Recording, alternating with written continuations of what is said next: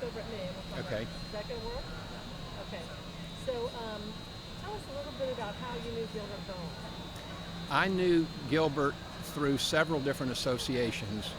I had the great privilege of being his state representative and his state senator for nearly 16 years, and he would give me an earful occasionally. But I have to say, in many ways, he seemed like a man who was ahead of his time. He was always thinking ahead.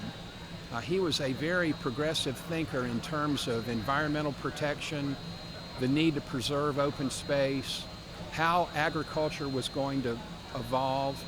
So he was always someone who seemed to be several steps ahead of the pack. I like that one. Did that guy walk on behind you? Is that going to be a problem? Okay, perfect. Thank you. What do you think his biggest impact on the industry was? Because he kind of was behind the scenes on a lot of things from what I remember. He really was, Brenda. The Gilbert name is synonymous with citrus in many ways. For generations, they were leaders in our industry. And so he was on the cutting edge of all the evolution of the industry. But I tell you, Gilbert had a generous side too, and this was part of him that I didn't know while he was still alive. I only heard about it after he passed, but he made numerous generous donations to charitable causes. In fact, one of the things that I've learned is that he purchased property and donated it to the city along the old railway line in Winter Haven, and that became our Central Park, which has really become a shining light on our city. So he was there doing things behind the scenes that not everyone knew about. I was also a Winter Haven Blue Devil, and he was very supportive of our high school. He was real involved in the Boosters Club, did an awful lot for Winter Haven athletics. So he was just a guy that was there always. Sometimes you knew it, but often you didn't. And many of his gifts were done anonymously, which really are the best kinds. Now, he was in the industry, but what did he actually do?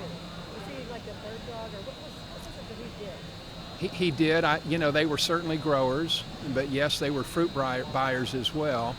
My father used to tell me of the Bowen brothers' business activities. I never had any personal involvement with it, but Dad talked about how canny they were, and how much they seemed to have the broader view about where things were going, and they always seemed to be able to stay ahead of any downturn or always be on the cutting edge of upswings. What did you admire most about him?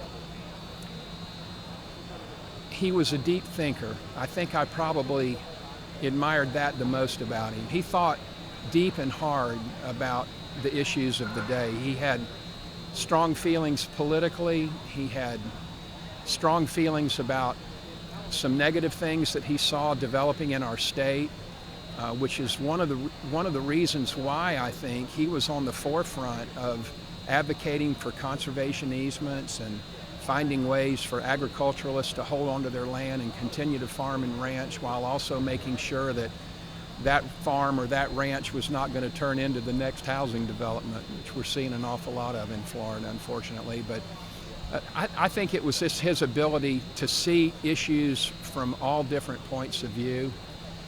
He was not myopic in any way. He had the broader view about most anything I ever spoke to him about. That's good. Anything else you want to bring out that we haven't talked about? No, we need more Gilbert Bowens. He's a guy that we miss. He was a giant in his industry, but he was also a great Floridian and a great Winter Havenite. And he's the kind of person that every community needs, the kind of person that you can fall back on, and someone who you can depend on when you really need someone to step up. That's great. Thank you. You bet. You want to